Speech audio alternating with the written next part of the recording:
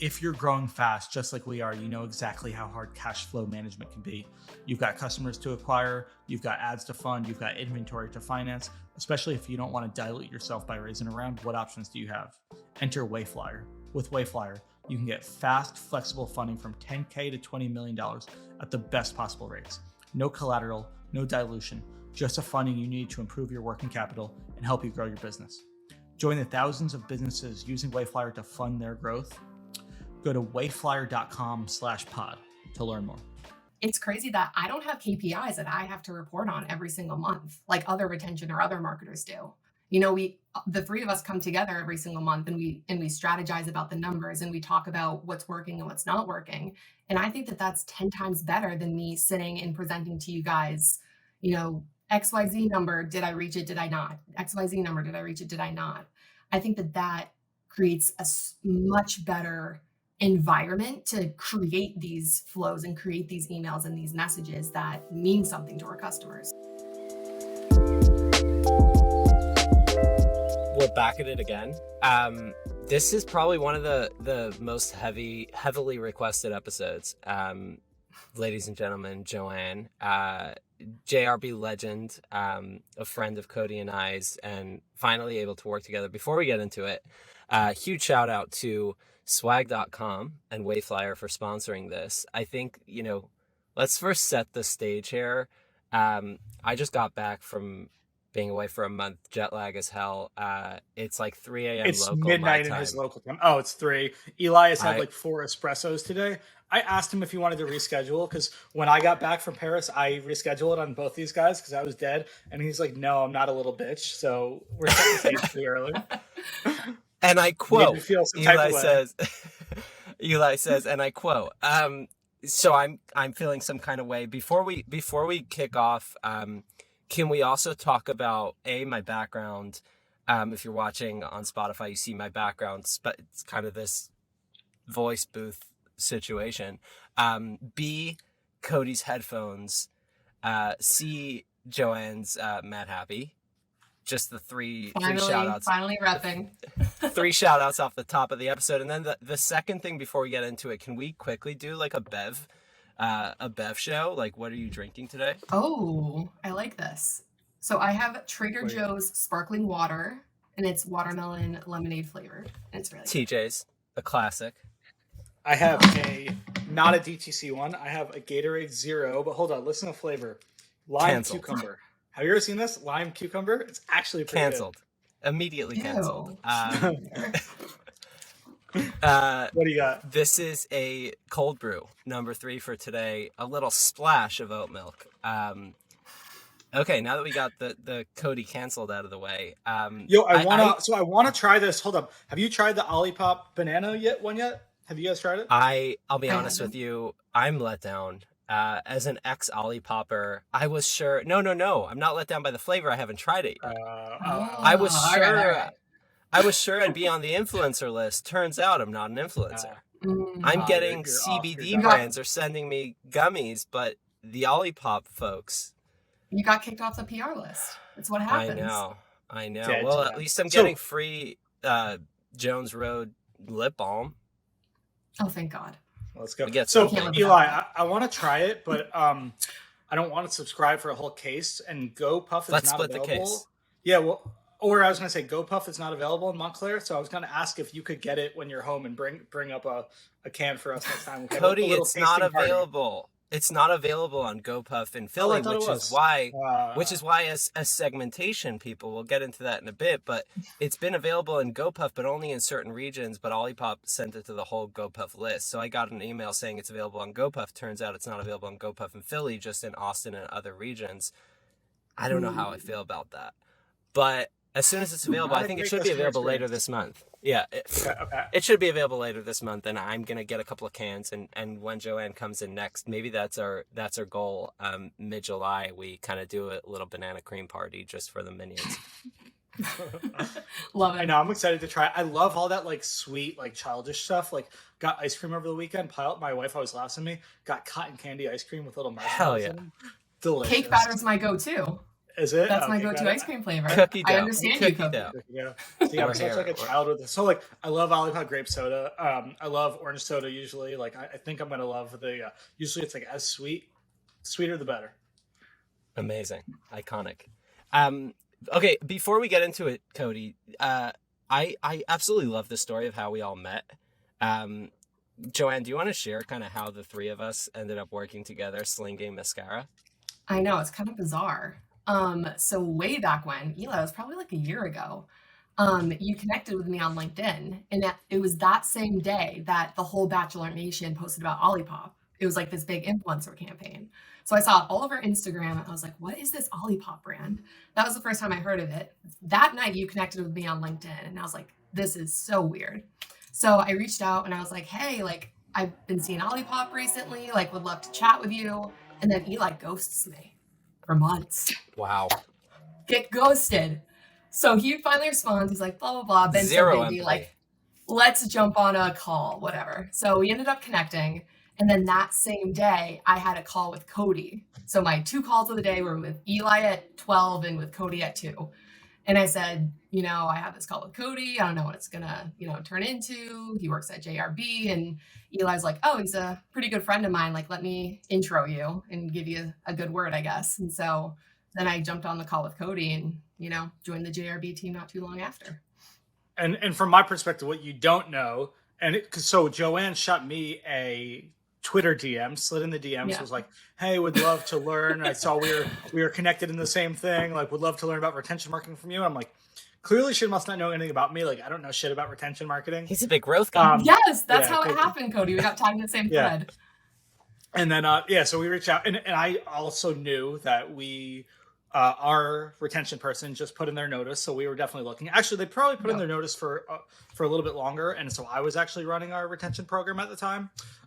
So I was like desperate for somebody to come in. So I was like, yes, like I had seen you around Twitter, but obviously hadn't interacted before. And it was really funny because that day then, I don't remember, Eli, had I been courting you by then or not? I don't remember. Not yet. No, you still had a CX person. In my mind, I probably was, but Lord. not yet. But so Eli messaged me and was like, hey, like I heard you're talking to Joanne later. Like, she's great. If we were looking, I would totally hire her in a heartbeat. And I was like, okay, like done. I was like, done. So like, that's quite literally that what was Cody said. He's like, no, seriously, consider her hired. That's awesome. That was like a thank ringing you, endorsement. Eli. So, shout out. If you guys are out there listening, definitely, take it as a sign. Don't be shy. If there's somebody you admire, if there's somebody you look up to, DM them, shoot your shot. You have no idea what it's going to lead to. Is that fair, Joanne? Very fair. Absolutely. So the reason we wanted to have Joanne on is because you are a lot of the brains behind a lot of the amazing stuff that we do. And I think people have no idea about. I think we always try to do things a little bit differently than Jones Road. Or, I think if you're always doing what everybody else is doing, you're probably going to get a 50th percentile outcome. And we're trying to get 90 plus percentile outcomes and everything. So we're doing things a little bit different on all of our growth marketing, all of our brand marketing, definitely all of our retention marketing. Yeah. So I think I learn every day from you guys, and I think we do some really cool shit. So we'd love to kind of just chat and talk about, retention marketing overall, kind of some of your unique takes on it, and just go from there. Yeah, I love it. Cody, I think when I started 7 months ago, I feel like a completely different person in a sense that I came in, I wanted to kind of play it safe almost because I was coming in, I'm so young in my career. I'm only 23. This is my second job out of college. And I kind of felt very, I think, intimidated coming in. And so what I think, Cody, you did really well was like push those boundaries and like help me kind of not play by the book so often, because all I wanted to do was just best practices, what I knew had worked in the past.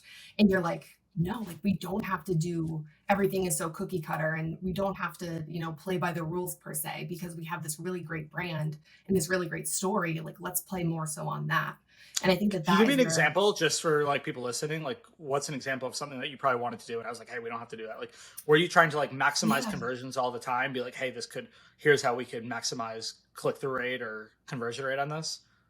Is that kind of what you I meant? think one of the things that stood out to me was A/B testing right off the bat. I wanted to do the basic things like subject lines or like different like colored buttons for the call to action. And you were just thinking so much bigger than I was at that time. And you're like, no, like if we're testing something, let's test educational content versus, dynamic content. Like let's get into the nitty-gritty of how we want to test things and why we want to test it. And then that's going to yield much better results than just a simple A/B test with a subject line. But And so I think okay, that would be a really good example. all right. So kind of coming in overall, like just kind of give the backstory. Like I kind of set stuff up, but it was like really beginning, really kind of like had somebody kind of working underneath me, but again, like was kind of a little bit of an afterthought, as we were focusing on everything else and we were super lean.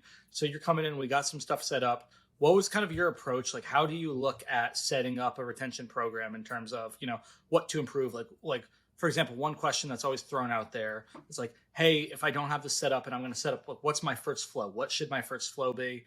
And how do you look at kind of improving or auditing like what we had up and running already? Yeah, I think when I came in, the first thing that I did was try to learn as much as I could about the products and about what you had already set up to see what you had tested in the past, what worked and what didn't. And when I thought about what I wanted to do first, I looked at, what made the most sense in the business right now. And Cody, for you, that was driving traffic to the quizzes. And so I feel like that was my first big project, was developing all of those quizzes. And now we're mapping out all of the flows that come after that. And so that was, I think, my big first project, was looking at what was needed from you and from the business, and what was working at that time. And that was driving ads to the quizzes. And I think that we did a really great job right off the bat to get those up and running as quickly as possible. Totally. Yeah. Those quizzes have been huge. We got a few up and running. I know we're giving you a little hiatus before we dive into optimizing and doing any new ones, but the quizzes are a huge part of our strategy. So we can kind of totally chat about and think about it overall. So if you were to set up one flow, let's say a brand and very generic brand, no other context, you're going to set up one flow for a brand to start with. What flow would you set up and why? I was just about to say it depends on what brand or product that you have. But I think for us, it makes the most sense to either do post-purchase or welcome. And I think post-purchase especially is so important, because our products especially are so differentiated than anything that's out on the market. And I've been a beauty lover for years, and I think that's why I've taken such a unique approach to retention. It's because when I started doing email and SMS marketing in college, it was because I loved beauty, I loved makeup, and I loved skincare. And so I came into the space as a lover of all products. And I think that gave me a really unique perspective into creating all of these flows and the automations and, the emails that I wanted to see as a consumer that would help me, use the products better or know which products to purchase after the one that I just did. And so that, I think, really gave me a competitive edge coming into the retention side of things, because I had no idea what D2C was when I started. I think, Joanne, I think the part of that resonated the most for me is around you thinking about what you would like to see as a consumer. And I think that's the part that makes you a fantastic marketer, is you think about like, what would I want to see versus what would I not want to see? And I think, we talk about this often as the cognitive dissonance in marketing is we're very good as marketers of thinking about what will drive revenue, and we fail to think of, over this long period of time, what'll make me like a brand more. I think especially around retention and around marketing, when you're looking at a brand like Jones Road that has more than one SKU, in our case, a bunch of SKUs, a customer will come in on one SKU, and it's like walking into a department store and picking one product off the shelf. When you're done with that, you have no idea which direction to go. And I think post-purchase is this example of like having somebody handhold you through the brand story, walk you up and down the aisles, and give you a better idea of like, where do you go from here? And I think the genius around the work that you've done and that we've done as a brand around the quizzes is that you have so much information around consumers that you can kind of handhold them in a way that I kind of know what you want to see next, because I have so much information about what you've already purchased. And I think that's a really, really interesting point that I'd love for you to touch on, is like, when you have all this information from a customer, how does that make you market around, for example, post-purchase differently than you'd market to, if you did any flow from some brand without any information? Right. And I think that that's the hardest part. And that's what we're trying to figure out on a daily basis is how can we create, a journey that's not just so basic and like has, shitty copy and like just not what the consumer should be seeing at the end of the day. Also, just We like, want to wait, you don't want to do the same welcome and post purchase flow and abandoned cart flow that every other DTC brand has? That's not a good idea. exactly. It's crazy. Hey, we saw you looking. Yeah, exactly. Exactly. And so when I came in, I looked at all of the marketing that we had going on, and there was a lot of that, still deciding, or is this what you want to see, or something like that. And not to say that that's not going to work, because those emails, they do perform for us, but that's just like the bottom of the barrel. We could be doing so much more with our flows. And right now I feel like we're trying to prioritize what to work on first. And now that I'm thinking about it, Cody, back to your question of which flow would you set up first, it might make more sense to work on the quiz flow, because that's where the majority of all of our leads are coming in, our qualified leads. And so do we want to nurture those, because do those customers have a higher LTV than the customers just coming in for our pop-up and going through our basic welcome series? Like, which one would make more sense? And now that I'm thinking about it, the quiz might be a better option. Yeah. So, okay, cool. So, one thing I was kind of just thinking about as you guys were talking, I think this is kind of an interesting discussion and can segue into kind of segmentation that we want to talk about, is like one thing that I think we overall kind of strive for here, like at Jones Road, and especially I think you guys on the retention side. There's so much talk always in DTC performance marketing circles, but even retention marketing about numbers and metrics, right? And that's usually how most decisions are being made. And I think we, and again, especially you guys, really take a customer-centric point of view and a brand-centric point of view. And Joanne, like you said, yes, those flows can work. Those standard DTC, hey, you left something behind, checkout flows work. But we want to revise them. And we're not just looking at revenue per recipient and conversion rates and stuff like that. But we're also, there's a subjective element to, do I feel like this is providing an amazing customer experience? Do I feel like this is a correct customer journey that we want to take people on? Is this on brand? Is this representing how we want people to feel about the brand? Exactly. Yeah. And I think, Cody, it's crazy that I don't have KPIs that I have to report on every single month, like other retention or other marketers do. The three of us come together every single month, and we strategize about the numbers, and we talk about what's working and what's not working. And I think that that's 10 times better than me sitting and presenting to you guys, XYZ number, did I reach it? Did I not? XYZ number, did I reach it? Did I not? I think that creates a much better environment to create these flows and create these emails and these messages that mean something to our customers. Yeah, if we're talking like KPIs and we're talking just like metrics in general, I think Eli and I talked about it last time, but there's a Warren Buffett quote, which is "Show me the incentive and I'll show you the outcome." Maybe it's Charlie Munger, I don't know, but I totally agree. I think it's very unconventional to not have KPIs, but Eli and I have talked about this a lot. It's when you set up individual KPIs for people, you can change essentially the processes and the goals, and you can get some really good metrics and outcomes that aren't actually the best for the brand. You know what I mean? There's a lot of things that we can do to squeeze more revenue out of a channel. There's a ton that we can do to squeeze more revenue out of a channel. And I think we should be trying to optimize how much revenue that we can get through a channel. I think it just depends on what time period we're optimizing on.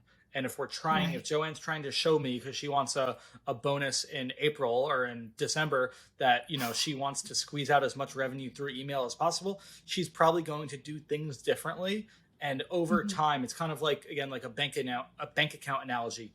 You can withdraw money if you have a lot of deposits, and you can keep withdrawing and get more money out of it. But if you just keep withdrawing, which would be keep sending, keep spraying and praying, keep making offers, eventually you're gonna overdraft from that bank account. There's gonna be nothing left to take from in the future. And I think the approach that we all try to take with it is, I don't want to say we don't want to maximize what we can get now, but we're trying to optimize over a longer time horizon. We're trying to keep our list growing and healthy and keeping an amazing customer experience forever, because we know we're not just trying to create revenue right now. We're trying to build a brand that hopefully can be something in 5 years and 10 years from now. Exactly. Cody, D2C marketers everywhere are quivering since you said that we don't have KPIs. And I it's true. Cody and I talk about this all the time around like KPIs can often kill a business. And I saw a tweet last week that was like, Google has been trolling us into thinking that OKRs are a thing for startups to look at when Google is a $1 zillion company using OKRs. And I think very small businesses often hire B players and they push them into a corner with a bunch of KPIs to be like, if you don't pull this amount of money out of email, you're getting fired, versus, and something we talk about often, is hiring A players, giving them this broader vision of here's where the business needs to be. And your channel needs to have a very, very core, push in that. And I think, one example that I talk about often, and this was at one of my previous roles, we were talking about, like the CFO needed to get, more product contribution margin. So they said, fuck it, we'll add a shipping charge into every order. And they said, okay, it used to be free shipping, now it's $2.99 shipping. We have a stronger, obviously ops didn't want to raise, everyone has their metrics, so we're not going to raise the price. Instead, we'll add the shipping charge, so it's $2.99. Now we have contribution margin, we're all good. Effectively killed customer experience. Now less customers are buying, but his numbers are still good, right? So the brand is seeing less revenue, but his KPIs are good, so he gets his bonus. And I think that's a great example of why we don't want that, where we want to build this like brand and we hire A players that have this vision for the brand. And yeah, we're held accountable by, like, we want the brand to make money and we want this channel to perform 20 or 30% of revenue or whatever that looks like. But also looking at, Cody's piece around the time horizon, we're optimizing for a longer period of time. We'd rather not squeeze $100 out of the wallet today and not have anything left in 6 months. But yeah, that resonates. I think to your point. Go for it, Cody. I was just going to say 100%. I was thinking the part about A players. And I think definitely when you're Googling a giant company, it's like there's only so many A players you have to squeeze, especially when you're at that scale. Squeezing an extra 2% out of every employee is probably huge. But for us right now, there might be a time and a place where it's important. But right now, I want A players, and I want people who are going to be motivated, intrinsically. And again, not everybody in your team is going to be an A player, but you hire as many of them as you can, and people are going to be intrinsically motivated, and people are going to have the same vision for the future outcome that you have, hopefully. And I think then it's really just about giving people the tools that they need, giving them the support they need, rather than trying to, like, again, motivate them with a number or a KPI. Right. And I think the reason, like, why the three of us work so well together is because we bounce all these ideas off of each other. Just like when we were talking about the other day, strategizing for that post-purchase flow, Eli, and you were telling that story about the Olipop post-purchase, where we could cross-sell this one item, but does it benefit the customer or does it benefit us? Like, are their wallets open and we're saying, give us your money? Or does this actually create a better experience for that customer? And I think that the emotional intelligence, Eli, that you have from the customer side, the creative ideas that I can bring on, and then Cody, your analytical, data-driven mind of yours, I think that that's why this retention strategy that we're building out has such a solid foundation. Yeah, I mean, there's not a day. I'll say we probably don't all agree on everything, which is totally good, because obviously we respect each other enough to hear everybody's opinion.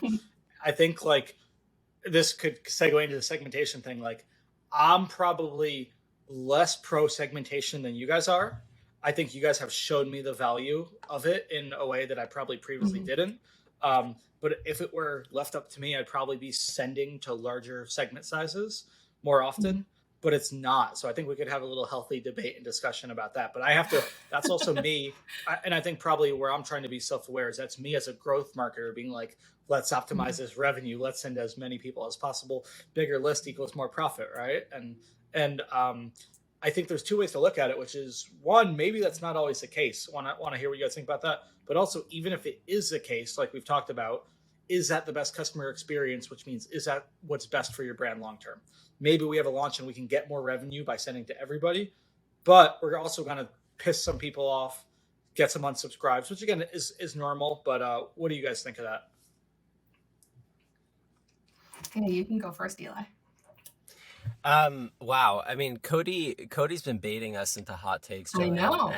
and he's trying to get us canceled. So Joanne's like, Eli, you go first. I know, I saw that. Hot, you'll take you guys both. I know. Yeah. Let's go. I mean, well, I'll go straight into the heat because I'm overtired and exhausted. I mean, I think that D2C Twitter loves hot takes. Like, we love a like segmentation is dead moment, and we love a like here's the data that proves that segmentation is actually bad for your business. And I think so much of this is bullshit. And when I say it's bullshit, I mean that we love to talk about numbers when numbers look good for our point that we're trying to make, and we hate to talk about us as consumers, what we like. And again, cognitive dissonance around like, like you look, when I send to my whole list, only 3% of the people unsubscribe, and it drives $1 zillion in revenue. When I segment, I make less money, and customers this, customers that. But nobody fucking likes when they get 17 emails from JCPenney in one day, right? So it's like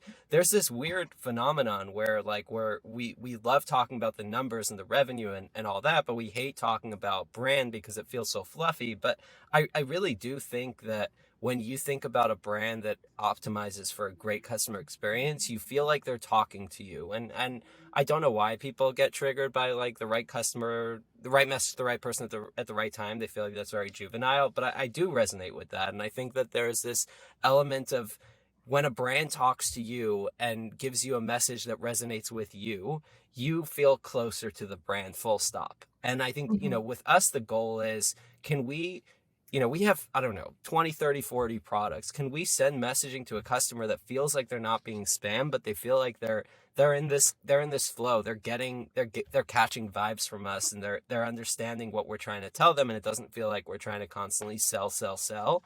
And I think that's what makes somebody excited with a brand, when they get a message that inspires them. And it's about a product that they are excited about. And yeah, obviously we're a business and we're trying to make money, so we're trying to get revenue, but it doesn't feel like we're being greedy and gross. My thought on how that narrows down into segmentation is the goal is to send a message that resonates with the customer. So if we're launching a new product that's not relevant to 80% of our customers because they already told us they have oily skin, and this is a super, super heavy oil-based product, we can send it to the other, that 80% of customers not relevant to, and they'll buy it. Will they love us as a brand? Probably a little less so. So it's just playing a longer game. And again, like, we can be doing the same amount of revenue and have more people like us. And even if, again, over this month we're doing less revenue, but over a 10-year horizon we're doing more revenue. And if you're like, well, I checked your bank account and you actually made less money, okay, Jeffrey, we have more brand evangelists. Right. And that's so stuff that you can't measure. So, all right. So there's a few things to unpack here, right? There's a few things to unpack after Eli's rant that he's probably canceled. So we're going to need a new... Marketers hate it. Marketers hate this guy. All right. So there's a few things, right? One of it is what you're saying is you're potentially okay with, again, what I talked about, we're missing out on a little bit of revenue now because that's probably what's the best customer experience. Then they're going to be an evangelist. They're going to tell their friends, hey, I love this brand. They're going to feel more connected to the brand if they're getting timely messaging versus if they're a bathing suit fan and they're getting, JCPenney emails about outdoor grills. Like, what the fuck do they care about that, right? So using first party data, zero party data to actually give people relevant messaging does make sense. And then also, I think there's Cody, marketers are banging on the table. Yeah, they're screaming. Also, this is heresy. Also, and this is probably where I think I've had to kind of overcome some of my false beliefs and biases. Is segmenting actually can increase revenue, and you can send. Again, it's probably less scalable, but you can send to a pretty segmented list, still filter it out to have it be big enough, and actually get some really good numbers on it, because again, you're still sending all the people that would have probably bought from that other email are still buying. You're just not sending it to the other people who probably wouldn't have bought, wouldn't have cared about it. And I think it's different. I think because of our quiz strategy, because of how we do things, because of our industry, we are able to get so much data on people. But I think that the quiz data that we have, whether that's the skin type they have, whether that is the, what their main concerns are, or whether that's what they've bought before and what they've rated it, I think that's all really important stuff and information that really helps segment it. It's a win-win. It gives people an amazing customer experience, but it also ensures that our revenue per recipient, even if people don't love that metric, whatever metric you use, is as high as possible. Right. And Cody, you mentioned those are just so everybody's listening, those are the three things that I focus on when I'm segmenting is past purchase history.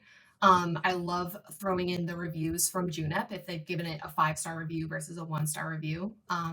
And all of the quiz data. It's so valuable to take that content and whatever the email is about, if it's how to apply WTF for dry or for oily skin, just catering that content so it does feel personal. But then again, you're not creating 10 campaigns a week to send to 1,000 people segments over time. Like it just seems a little not the best use of your time, but you can take those campaigns and you can see what works and what doesn't, and then you can implement them into your flows. And that's what I've seen works best for us as well. Yeah, I think how we segment is totally different than I think what most people talk about it. By the way, the whole what Joanne does, which is genius, is she'll exclude people. Let's say we're talking about Miracle Balm. Anybody who's rated Miracle Balm lowly, I don't know exactly the numbers that you use, but Joanne will exclude them from getting it. 1 and 2, right? Which makes total sense. Again, don't think about things as an email marketer, but think about things as a customer. Would you want an email about Miracle Balm if you've said Miracle Balm sucks? Like, probably not. It just makes too much sense. And if we're doing a product launch or a shade extension, like, again, like why would somebody want to hear about it if they didn't like the other one? So to me, that it just makes too much sense. And I don't think enough people think about it. Empathy. Right. Just I mean, and that's what we did for our foundation launch. If somebody had purchased the face pencil in the past, we know what their shade is going to be at the foundation. So why wouldn't we tell them what their shade is going to be instead of have them go on our website and figure it out for themselves? So it's the little things that you just put yourself in the shoes of the customer and you think, how can I make this experience the best that it can be? And you might have that dissonance of, all right, well, it's just email and SMS. That has a lot of power, and you can do a lot of great things with that just by knowing what shade of something that they've purchased. Yeah, and I think a lot of times when people think about it, they're like, oh, you're segmenting. So either you're emailing to such a small list, or you're emailing to, you are emailing to, like, you're essentially doing 5 different emails. You're still hitting all the same people, but you have to do 5 more emails. And I don't think it has to be as black and white of that. I think, again, this isn't really segmenting, but it's personalization. Using dynamics, so like show and hide blocks in Klaviyo, we'll do a lot of. For example, again, I'll use the example of Miracle Balm, but we're going to talk to somebody differently about how to use it if they have dry versus oily skin. So it's a super simple lift. It takes you an extra minute to create a different, block that then you can show and hide. I think doing stuff like that it's probably better for revenue. We've seen the revenue per recipient get better, but also because it's just a better experience. Like, it feels a lot more personalized. Exactly. And that's what I love about it, like about my job, like about working with you guys, is having that ability to just think about things differently that not a lot of marketers are thinking of. You know what I mean? Do you want to talk about we haven't really shared this until now. Do you guys want to talk about the WTF launch strategy and what we did, or save it? Oh my God. PTSD, Cody. Genius. PTSD. All right. Let's do it. All right. It worked. I mean, this is going to be a big one. This is probably the most, this is Joanne's. This is the most heavily guarded strategy we've had so far. Spill the tea. I mean, all right. So this was the launch for WTF was one of probably the most anticipated launches that we've had in company history, I'd say. And the whole lead up to the launch was we were launching the WTF quiz, but we had all of this zero-party data from our quizzes prior that we had the face pencil shades of everybody that had taken the quiz prior. So we had all of these segments of customers that have taken the quiz, have not taken the quiz, zero purchasers, like who was likely to purchase this foundation. And what we did was we sent 12 different campaigns because there was 12 shades launching, and we segmented it by if they had purchased that face pencil shade or if they had taken the WTF or face pencil quiz and they had not purchased yet. And then we told them what their foundation shade was going to be. Well, hold up. You got to go back a little bit. You got to go back a little bit. So before that, we segmented people by if they've taken the quiz or not, because we had a previous quiz, an old quiz. And we told them, hey, we teased something is coming. Well, we actually segmented further to VIPs, because again, we're always trying to treat our VIPs well. We said, hey, what the foundation is coming. So to VIPs, we split up into 2 segments. VIPs that have not taken the quiz, we said, hey, foundation is coming. You're going to want to take this quiz to find your face pencils. To VIPs that have taken the quiz, we said, what did we say? We said, foundation is coming. You're going to be the shade, I think. This is going to be your shade. Yeah. And then, okay, so we did that to VIPs. And then to all non-VIPs, we split up by has taken the quiz and has not. We both said to both of them, we said, something is coming. We can't tell you what.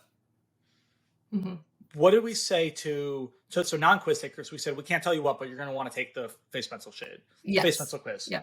What did we say to people that have taken it before?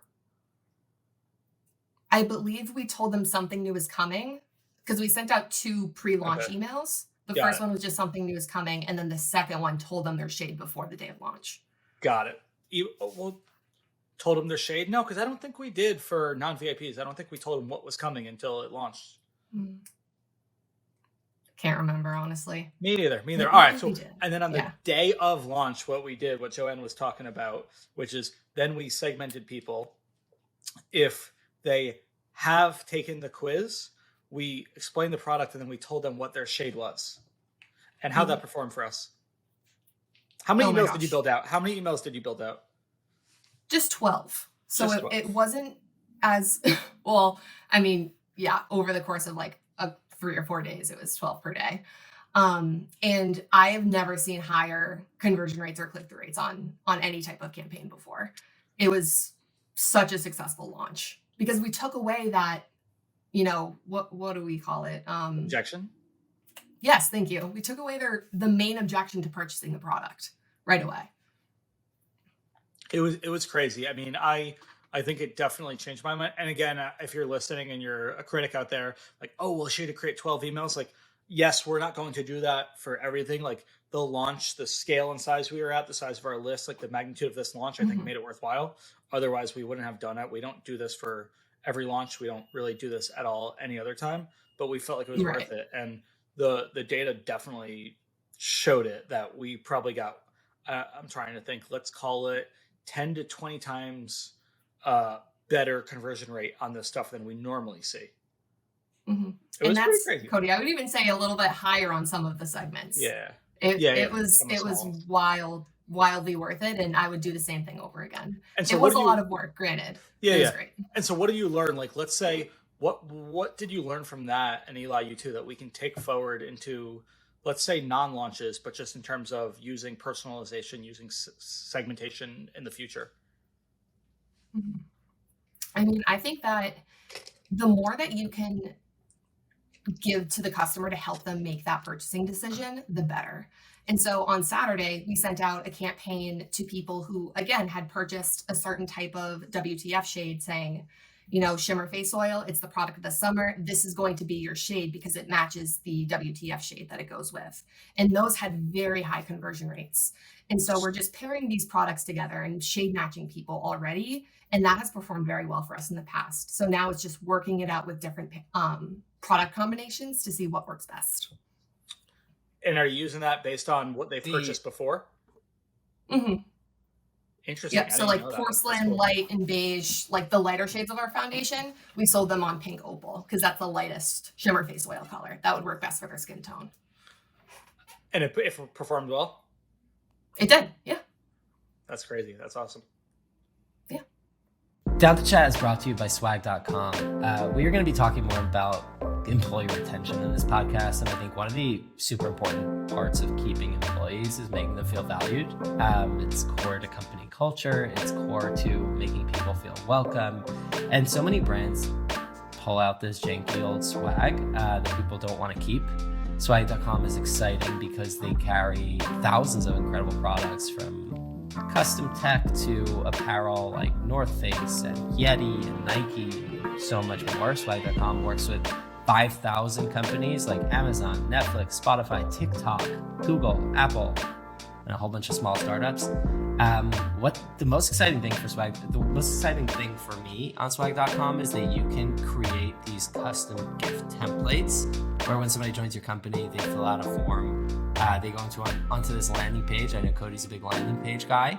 Hop on a landing page and you can actually, brand this landing page, and it feels like your company's swag selection page, which is absolutely awesome. And you can ship 50 different swag boxes to 50 different addresses on their site. So excited for that. If you use promo code D2C10 at checkout, you get 10% off your first order. Check it out, swag.com. Eli, what were you saying? I mean, I think the interesting thing for me was, aside from just the data, qualitatively, we've gotten, I mean, I can't even tell you how many emails from customers saying, like, this is fascinating that you told me exactly what shade to purchase. And I think, Joanne's point around what shade should I get is the biggest objection. As marketers, we spend so much time telling people buy or ship, but we don't answer the questions they might have. I think something we do quite well here is thinking about FAQs, like if a customer has the same, if many customers have the same question, how can we answer that before they have to come to CX, both from, like, obviously lowering the ticket volume on our end, but also giving customers the ability to make the decision by answering questions they have before making that decision. I think, whether it should be more information on the PDP or more information on the post-purchase email or more information on the FAQ page, like, thinking about how can we proactively answer questions and resolve objections. I think that's the biggest learning for me. And I think these, Joanne's last point about, sharing pink opal to customers that have purchased specific WTF shades is just, coming up with a look that people might like based on the products they've already purchased is such a no-brainer, because I think customers, especially around beauty, are looking like it's less like, how can I buy this product, more how can I achieve this outcome. And I think what we've done really well is selling the outcome more than just selling the specific product. And I think the more information we have about customers to sell that outcome, the closer we get to just getting these, like, frictionless purchases that doesn't feel like pulling teeth. And I think that's our ticket to unlocking crazy amounts of revenue on email and SMS. I mean, we have a tremendous list that's more engaged than anything I've ever seen. It's because we're being thoughtful about it. I mean, it obviously, we can talk about this, more, but it's obviously based on how we get these customers, right? They're qualified leads. They're not from a fucking, email list swap, but also, right, some giveaway. But I think it's, that's crazy to me. But also, I mean, like, it's not like we're not sending emails. We send a bunch of emails. It's just, we put a lot of thought on, does this have to be an email, or should we just shut up and not send it? And I think that pushback on every message we send is like, is this helpful for the consumer? Just makes for very quality communication, very high quality communication. Eli, how often do we get CX kind of email replies saying, hey, you sent too many emails? How often do you see that these days? Not very often at all. I can count on my two hands the amount. I mean, and we're getting thousands of tickets a week. Anecdotally, when I was doing emails and we were just doing your typical Klaviyo Engage 90, we were getting it a lot more. I can definitely tell you that. Mm-hmm. We're sending the same amount of emails. We're probably sending to less people because our list has grown so much, but we are getting a lot more of that because I think we weren't doing things like a few other things you guys do. We use Wonderment. So anybody who has an open ticket, so through Gorgeous, we're excluding them. Oh yeah. Anybody who has not gotten an order or has purchased in the last few days, but also if you haven't gotten your order delivered yet, why would we send you another sales email? Like, just simple stuff like that. That's like, you're segmenting, you're excluding people, and yes, you're sending to less people, but those people weren't going to buy anyways. Yep. Mm-hmm. Cody, and that brought up another good thing that I do in Klaviyo is I put profile properties in our live flows, and it'll just say like in_WF for welcome flow. And then I exclude those people from receiving, more generalized campaigns. And that also helps with that personalization. Totally. Just another I love that helpful tip. I love it all. I think definitely all of those, I'm 100% on board. Like, those all make kind of like the most sense in the world. And I think, the anti-segmentation stuff, like, I do think when you have a huge launch and stuff like that, like, it's fine. If you have we don't do sales, but if you have something like that, I think it's fine to go after more people. I think what I'd love to do, especially as we continue growing this list and stuff like this, is like really trying to figure out, like, think of it as a funnel, right? And like, if somebody comes in on a quiz, or if they come in on a blog or, something like that, and then they join a pop-up or a quiz, like, understanding what their state of awareness is and where they are in the funnel, and segmenting those people very differently with content, and to get them to start the buying journey instead of sending them just with a product. I think like that would be probably something interesting to get, reactivate kind of some of those unengaged people. Like most people go straight product with them, which is very bottom of funnel. Like I think that they're probably a little bit more top of funnel. And I think we should probably try to like get some of those people with education and content, and then just kind of have them filter into flows and stuff like that. What do you guys think? No, I love it.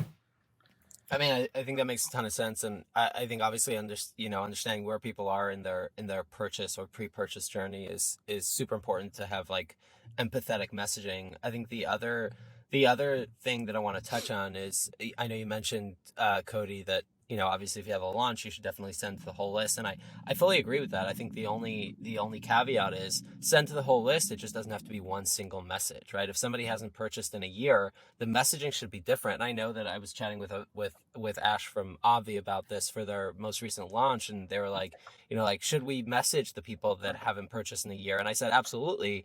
Just the messaging to that person should be a plain text email from the co-founder saying like, hey, we noticed you haven't been here in a year.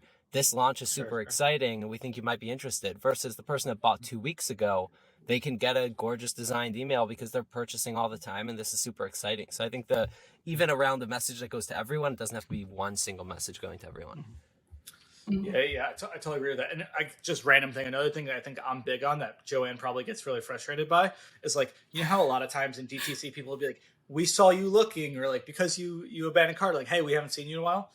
I'm huge on delivering like the right message at the right time, but not saying it. Just giving them timely communication that fits where they are in their buyer's journey and their state of awareness, but not have to actually say it. And I think there's times we can say it. You could say, hey, we haven't seen you in a while. But I think often it's just giving them the right thing. So instead of saying, like as a post-purchase, upsell, hey, because you've bought Face Pencil, you're going to love this. Just give them this. They don't have to know it, just give them this. And I think that's something that I do a lot. Yeah. Well, I don't do it a lot, granted, but you always call me on it. I like to tell instead of show. And Cody, I think you do a really good job of catching me on it, because it's easier. Like when you're doing a million things and you're a marketer and you're doing email and SMS and quiz stuff, it's sometimes you just cognitively do it, but taking a step back and thinking, why am I sending this message? Why am I writing this? Like, why am I sending it to this customer? I think that taking that step back sometimes does the trick, and you can rework that message to show instead of well, and that's also Eli's cognitive dissonance, which is like, oh, we're a marketer, we're building flows. They know they're in our flow. Like, no one knows they're in a flow. Like, they don't know what we have set up in the back end. No one knows how this shit works. So it's like, not only do they not like knowing that, it's a little bit invasive, but it's like, it's just like a better experience. And we just have to understand, like, people have no idea if they're in a flow, if they're in something like that. Like, just hit them with the right message, but they don't need to know that you saw them checking out, or that, that they haven't come back in 30 days. Show, don't tell. This is going in Cody's book. It's a Plofker-ism. Cody Plofker, musings from a 12-figure growth marketer. Yeah. Moving on. All right. What about one last thing, Cody? What's your feeling on? I also have one more thing. What's your feeling on exclamation points? What about emojis? Listen, that is not me. I am not the brand director, so that's not me. This is coming from above me. Oh my gosh. All right. So we've also done something. I think I'm always about like counterintuitive findings, right, Joanne? We recently just unlocked some really cool conversion rate changes in our pop-up. What did we test? What did you do? And what are your thoughts on it? All right. So we ran an ABC test on Attentive, and the first question said, what is your skin type? Normal, dry, oily combo. The next question said, what are you interested in? Face, lips, eyes, just browsing. And then the third option had no question, just free shipping over 85. And my hypothesis was free shipping over 85 is going to win hands down. It's simple, easy for people to put in their email. They don't have to click 2 different buttons, and we're going to get their email and phone number. When I saw the conversion rates, it was skin type question won hands down by a lot, actually. And I wonder if it's because people know us for makeup and not skincare that they were kind of curious to put in their skin type. I don't really know why, but that one definitely won by a mile shot. Yeah, I think the interesting thing, right, is the big findings for me was we used to do like a 10%, as a Hmm. standard welcome pop up, and converted okay, but we wanted to get away from that because we don't really love doing discounts. So we tested a free shipping, didn't do as well as expected, but adding in this question, and obviously one of the winning question, which was Hmm. what? It was a skin type, right? Yep, it was skin type. Okay, it was skin type. You would think, oh, first of all, it's no, there's no offer, a worse offer than 10%, so it's going to do worse. Also, if you're asking people to enter in more information, it's going to convert worse. But Right. it does what? It converts double the percentage as we used to, Oh my as a gosh. I 10%, would say 4x. Yeah, maybe more, 4x, it was right? So which is crazy. really interesting. So not only is it a better brand customer experience because we don't want to lead with a discount, we're also Hmm. collecting more information because now we can personalize and segment this welcome flow based on Hmm. what their skin type is, which is actually huge. It's a huge unlock for us to know that, because then we can talk to people differently. And then Hmm. also, it just overall increases the conversion rate so much, which is crazy, actually. Hmm. Exactly. So yeah, now we can take that data, we can edit our welcome series and talk to people and recommend them different products that they might normally have gotten in Mhm. just a generic welcome series. So I was super stoked when I saw that the skin type question was performing really well, and that we don't have to offer an incentive. We can gather more data and we can personalize their welcome journey. It was like a win-win-win that I was not expecting. Exactly. It's huge and it's counterintuitive. Yeah. So I thought that was worth sharing. All right. Right. We Yeah. got a bunch of questions on Twitter. So let's get into some rapid fire. Some of them we can have, let's definitely, if somebody answers, if Joanne answers, Eli and I are going to hop in, debate a little bit. I have some thoughts on some of them, but let's see where it goes. So, first question, is MMS worth it? Follow up, how can I make MMS worth it? So, MMS is when, correct me if I'm wrong, it's when you send a text with an image or a GIF, right? Yeah. Not worth it. Why not? I don't think it's worth it because I was just talking to Share Ben from share the test we've done. um all right, so me and Eli, we thought of this A/B test not too long ago, and it was for a kit launch. So we were launching a new kit for the summer. We had a photo of the kit with a very short product description of what was in the kit with a simple call to action. And then the SMS had a much longer description of what was in the kit with a same call to action. And the no image, longer description won. It didn't win drastically, but it did win. And in the past, we've seen SMS outperform MMS by a long shot. And I was just talking to Ben from Privy about this last week, and he thought that, when you get an MMS from a brand, you're just looking at that image. You're not reading the copy. And so it's easier to just swipe out of that. And I completely agreed with him that I think we always want to throw in images because they look pretty, they're branded, but at the end of the day, I have really only seen SMS convert higher than MMS. So I agree. I'm out I on agree. MMS. And also the other thing is usually MMS is double the cost of it. So it Yeah, converts it's worse. Like ridiculous. I think even if it converted a little bit better, I would be like, well, it's less expensive. We're going to get a worse Hmm. ROI. But now that it converts worse, it's like there's pretty much no point. Right. And We also I have to have do our think it's always worth testing, if you're launching a new product or if, you genuinely think that the image would help your case.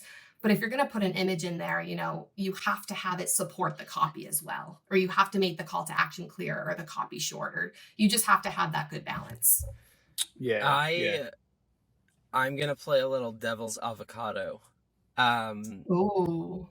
I absolutely love MMS when it's a selfie from a person and the message is coming from the person. Mm, So I think that's a great point. that's the only caveat. I think that, Mhm. what we did at Olipop, and we tested this on product launches when, every launch would come from Ben, who's the co-founder and formulator, and it would be his story around why he created a blackberry vanilla or a grape, or like the flavor story and profile. And when we sent the message from him with a selfie versus without a selfie, the one with the selfie did better, with the selfie of him holding the can, because a message like that felt intimate. It was him with a selfie of the can versus this gorgeous design PowerPoint type presentation you're sending on SMS. So I think that's the only time I'd argue. But for the most part, I think SMS, I'd agree with your point. You distract from the actual message, and like most of those like gorgeous designed images don't necessarily do the work. And I think people are used to getting a text as a text, less so images. But yeah, that's the only time I've seen MMS perform better than SMS.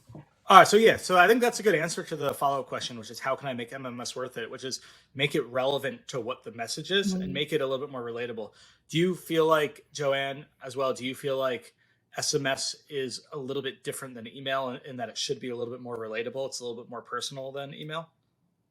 Yeah. And I mean, I feel like I've said this from the beginning. You want to make it conversational. You want it to make it sound like a text because it's so easy to sound spammy as a brand. Those one-liner headers that you're using in your email might not necessarily work for your SMS text. So you just have to think about it differently and know the channel that you're using and optimize for that. Do you feel like email is like Instagram and SMS is like TikTok? In terms of like, that's a good comparison. Is that fair? I never thought about it like that. I would say so. I think that kind of makes sense. It's like it's a more intimate platform. You know what I mean? It's a little bit. I mean, if you text 5 people a day, how can we make Jones or any brand one of those 5 people? Look at this girl with like friends. to get text from? Eli and I know. I was about to say, I was like 5 people. I text my mom and my wife. Once in a while, I get a text from Cody. Yeah, I text Eli. People. Yeah, I text Eli. Wow. I text Shrey and Unreal. Bobby. Yeah. Look at Joanne flexing her friend group. Yeah, seriously. Oh, please. I don't even want to know how many people you email. Iconic. All right, let's get one or two other good ones. Be interested in the confidence in SMS conversion attribution. The platform we tested attributed any sales from the moment the SMS is queued, even if it wasn't even sent. Yeah, that's what bullshit. Are your guys' thoughts? I hate it. I hate attribution. I'm not Cody's a big attribution guy. I mean, come on. Like the thing that I say about attribution is take everything with a grain of salt and look at where like brands like Postscript. I don't know about Attentive. Brands like Postscript give you the ability to switch kind of attribution if you want to do 7-day or 3-day or 2-day. But I mean, if you think about the broader framework here is that you can send a text and then send the same customer an email.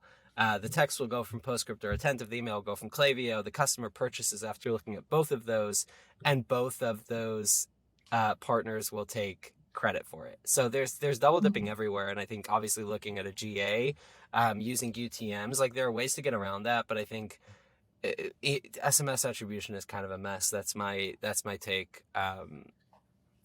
Yeah. What do you all think? I agree. No, I agree.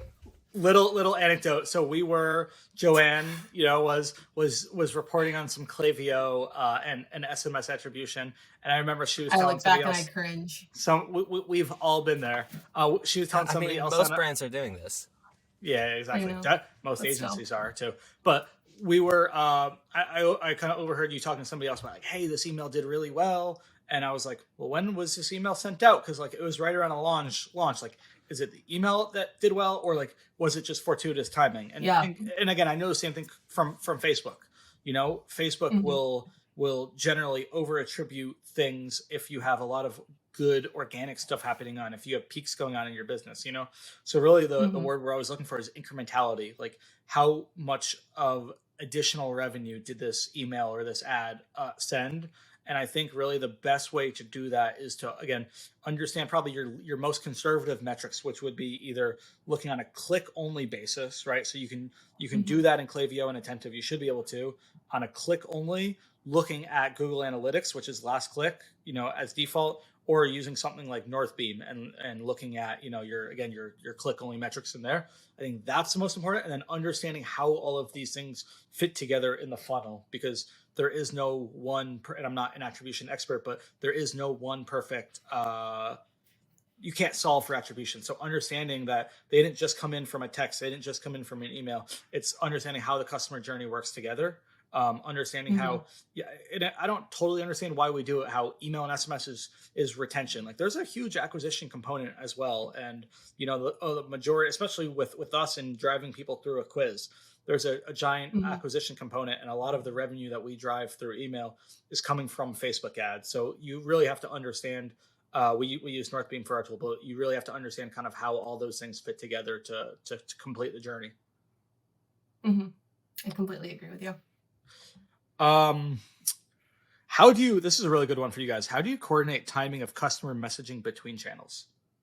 Are you saying the same thing on SMS and email? Are you saying different things? How are you timing them at all?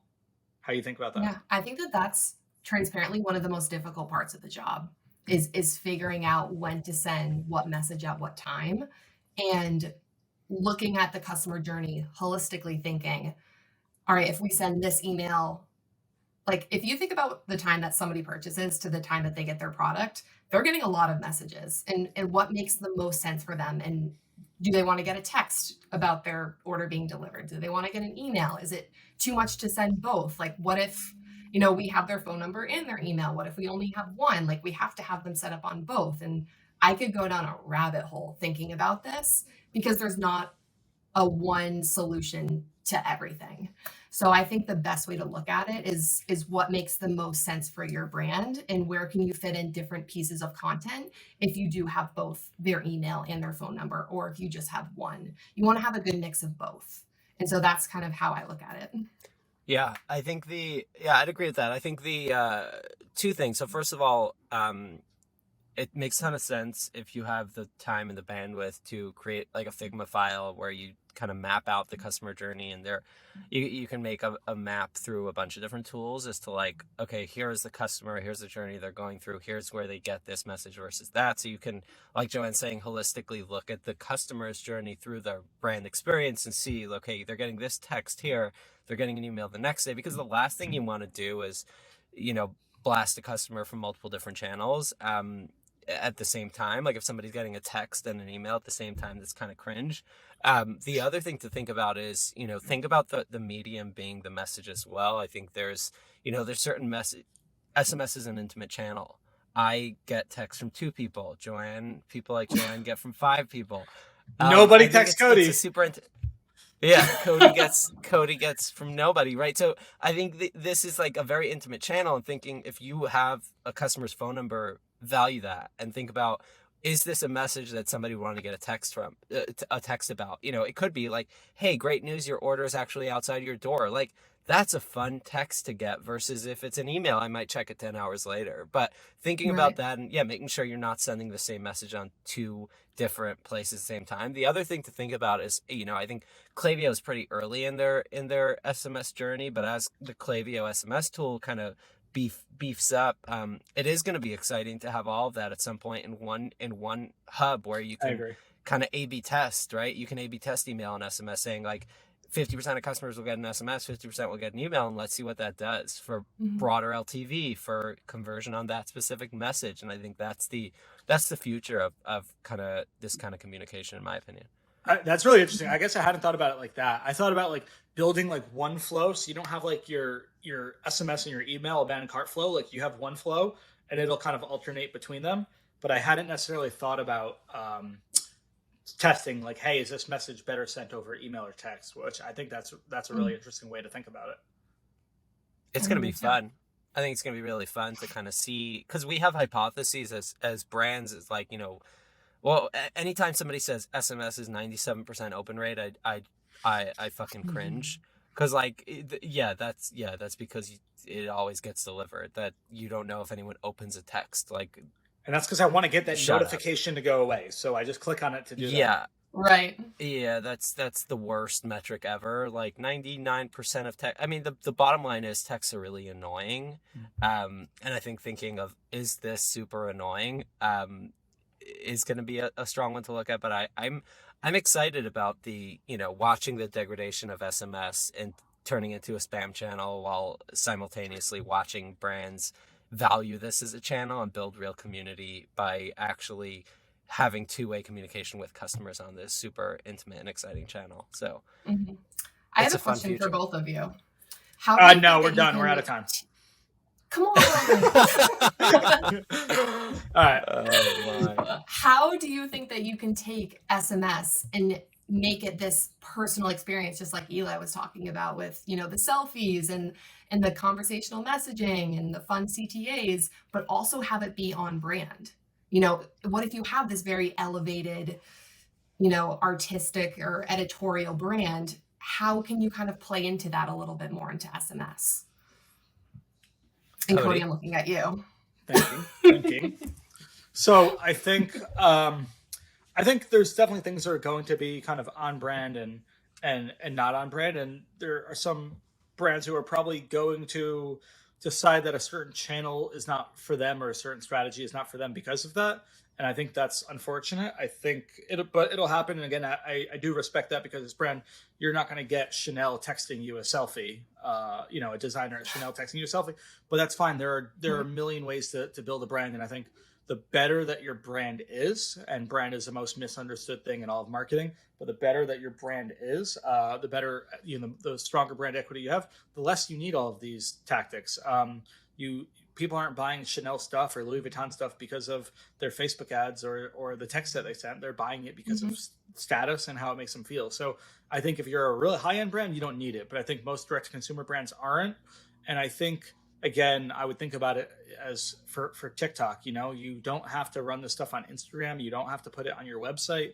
But a behind-the-scenes video of a product development meeting or something like that does amazingly well on TikTok, And it's just kind of, you just have to be native to the platform that you're on and kind of understanding, all right, let's be a little bit more polished in email. It's a little bit of a more professional thing. We don't email our friends as often. We do a little bit. So I still think we need to be relatable, use some plain text stuff, but we get a lot of work email, so it's a little bit more professional.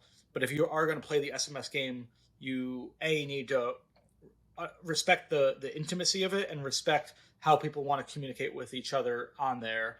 And you don't have to do emojis and exclamation points and stuff like that, but you should be relatable. You should be personable.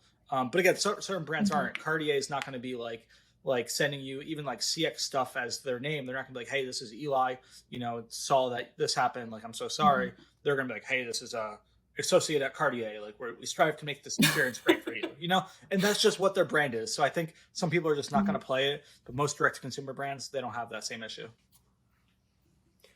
Yeah, I mean, I think that's an interesting viewpoint, and it makes sense. I think the way I think about it is two things. First of all, it depends on what people are opting into. So I think, brands like to pitch SMS as like, get 20% off, sign up to our SMS, and then 3 weeks later they go on an entirely different tangent. And I think it's about expectation. So I think, in general, everything on customer experience is about expectation. So, at Olipop, the expectation was, if you sign up for this channel, you'll get behind the scenes early access. And it felt very organic that we're sending selfies of our CX person because that's what we promised. So I think there's that also, like setting expectations from the beginning and kind of going through with that feels authentic and real.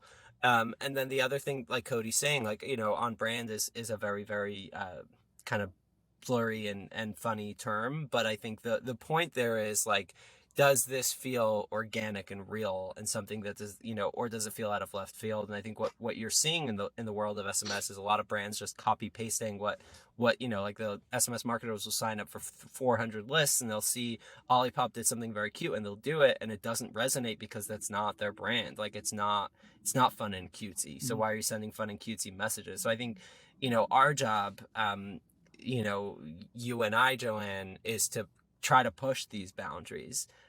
Cody's job is to be, the dad that says it's not on brand, and our job is to challenge that. And our job is to be like, can we do something like this, but it'll feel on brand?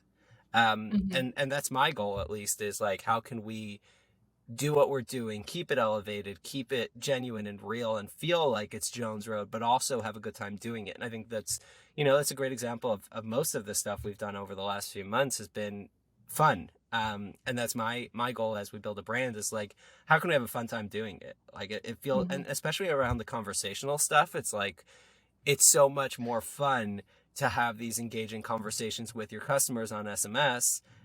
But how do you do it in a way that's fun for both yourself and the customers, and obviously feels on brand?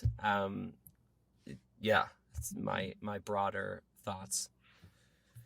All right, should we call it there? Good answer, everyone. Should we call it there? Yeah. I mean, this has been a blast. This is a ton of fun. Joanne, thanks for gracing us with your presence. I mean, this is I say this like 10 times a month. I get all sentimental on the Slack. But I mean, this is the most fun I've ever had, and I think it's a testament to just finding people that are super passionate about their craft. Like, I think that's like the number one thing around A players is people that are super passionate. Like, you can teach anyone almost anything if they're passionate about it, and it's like working with passionate marketers is a fucking blast. And I never thought I'd be slinging mascara, but LFG, here we are. Yeah. Awesome. Thank you guys for having me. I appreciate it. Anything you want to plug? Thanks. Joanne? I was about to say, go plug away. I'm not like I don't know. Follow me on Twitter. What? Follow her on Twitter. If you weren't going to say it, I was going to say it. What's your Twitter? What's your app? My Twitter it's Joanne Coffey, spelled with EY, not EE. Boom. Deuces. Eli, anything you want to plug? I'm plug free right now. I've been plugging. I mean, check out my Twitter. It's at Eli Weiss with an extra S, ELIWEISSS. I have my newsy that I'm super excited about. Check out Cody's newsy. It's a newsletter. Yours is not a newsy, right? Nah, I can't pull it off. Not the one with the newsy. I can't pull it That'll off. be Yes. next. Yeah. Oh gosh. Yeah. Cody. Awesome. I will plug the newsletter as well. You can go to codyplofker.com/newsletter. I'm trying to grow that thing. So It's like that. any help you guys can do, I'm trying to take that thing to 10K. So share that, forward it. Any positive feedback is appreciated. Any negative feedback is not appreciated. But I appreciate it. In today's economy. Yeah. In today's economy, codyplofker.com. Man, you know what? I am having Wow. a kid. I have seen how much diapers cost. I am learning how much a nanny costs. So Wait till you learn about formula. So I am gonna next one. I'm gonna plug my OnlyFans link on here. Okay.